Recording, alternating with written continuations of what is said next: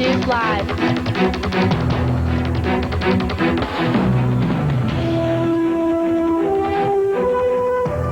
Good evening, everyone, and welcome to TV5 News Live for November 8th. I'm Pat Gray. And I'm Susan Onrad. Here's a look at some of the stories we'll be bringing you this evening. The President is addressing the nation tonight from Atlanta. We'll have complete coverage coming up. The Clarion Hospital is looking to expand and is looking for funding. And coming up later, we'll have some traveling tips for the coming Thanksgiving holiday. We'll have those stories plus more coming up in the next half an hour.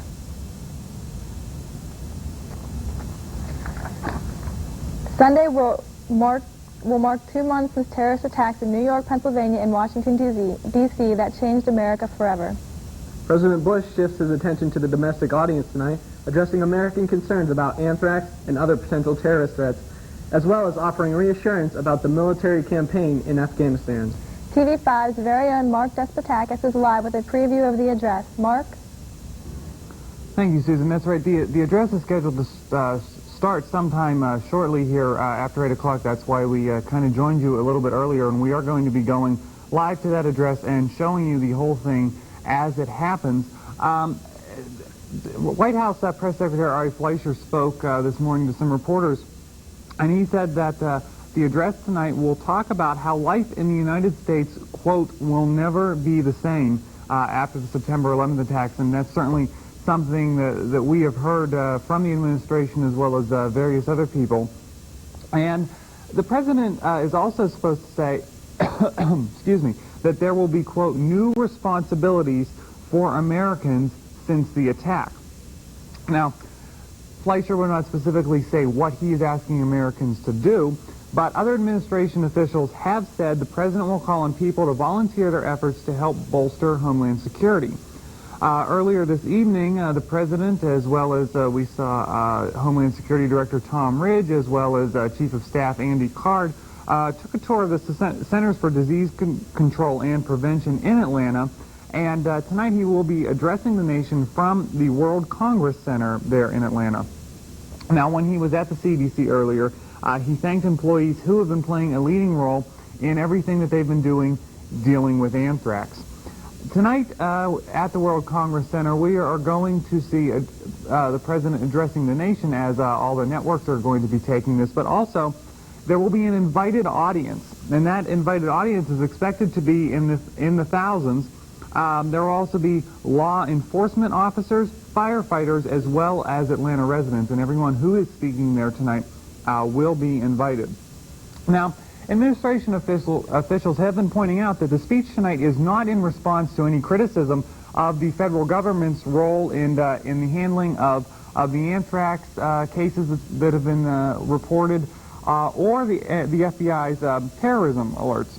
All they're saying is the president thought it was an important time to give a progress report on the war against terrorism, and he will also be talking mainly about the war at home, as I said earlier, asking the new responsibilities for Americans to help bolster Homeland Security.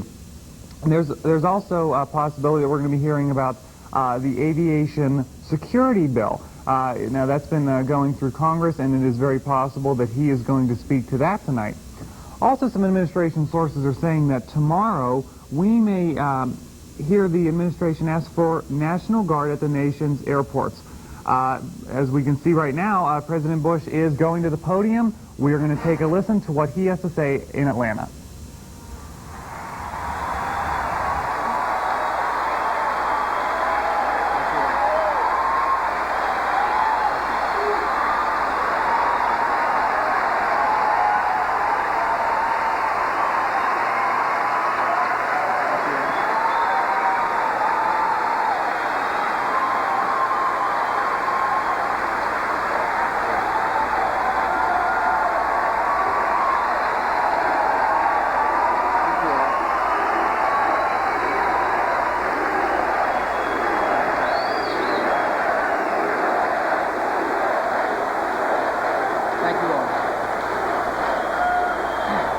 Thank you all.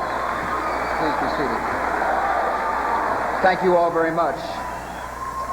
Thank you so very much.